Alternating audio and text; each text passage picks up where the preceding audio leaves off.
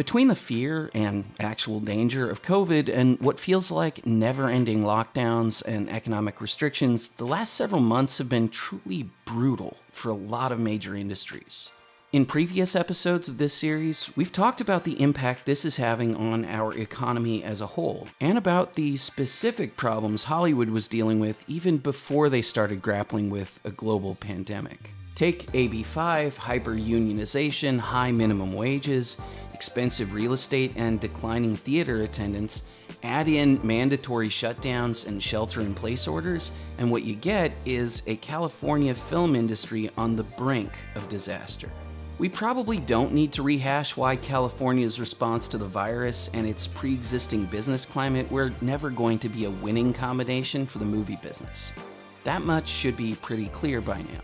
But a waning entertainment industry is also bad news for consumers, stuck at home and starved for fresh content to take their minds off the current state of the world.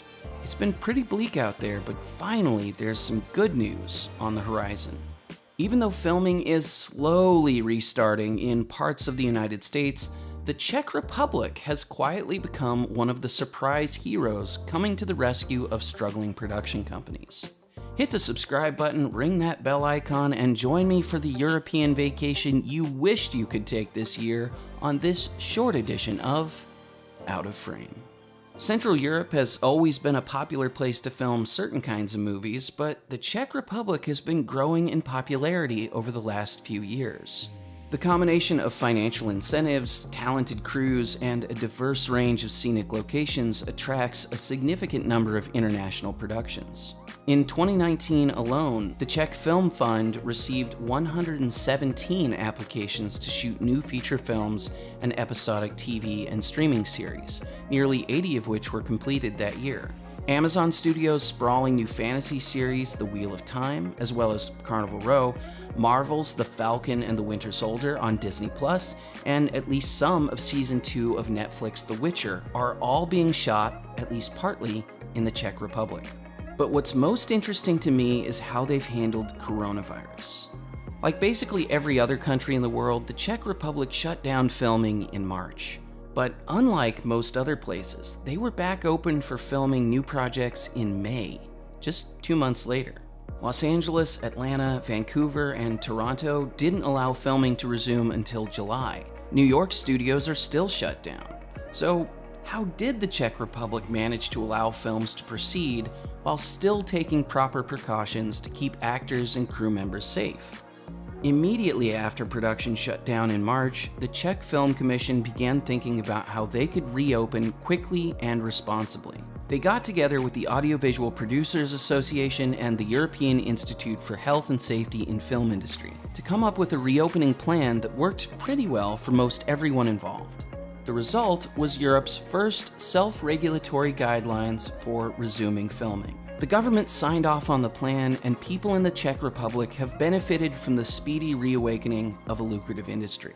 And how these guidelines were developed is important. Instead of being paralyzed by fear or waiting to be told what to do, the Film Commission decided to take the initiative and not wait for some indefinite point in the future to let everyone get back to work. They talked to members of the film industry who would be affected by any plan they came up with, and with experts on how to keep crews safe and healthy. In short, they involved the people with actual skin in the game. Crazy, right?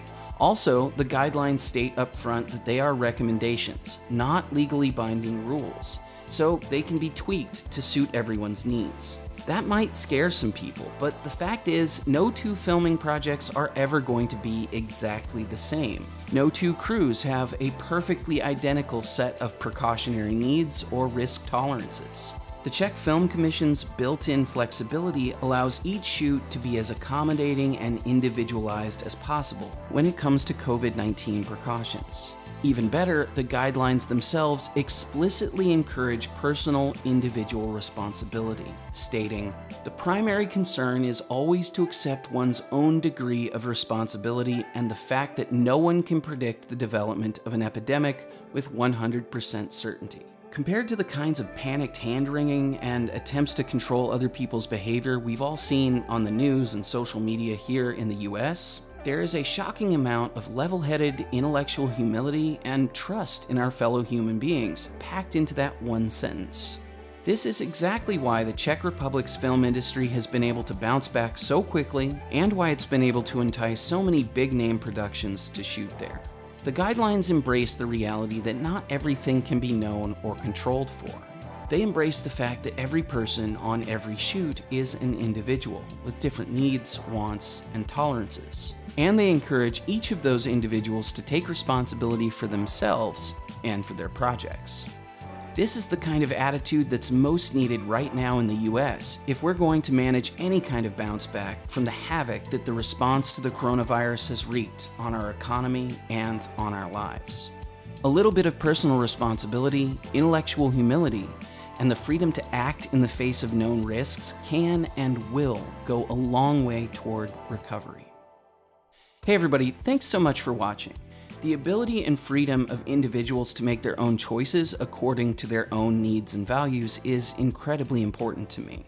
The last 6 months have been really tough, especially for people who put a high value on individual liberty, so I'm thrilled to be able to share a bright spot with this video. If you have any other good news you'd like to share, I'd love to hear about that. What's the best thing going on in your life right now? Let me know in the comments. And please check out the new Out of Frame Behind the Scenes podcast. The audio is available wherever you get your podcasts, but if you prefer a video version, we've set up a special channel just for that. Find the link in the description below. It comes out every Friday, but supporters on Patreon get early access and special bonus content. So if that interests you, please consider becoming one of our patrons.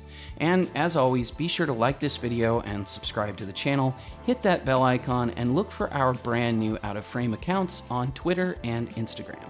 See you next time.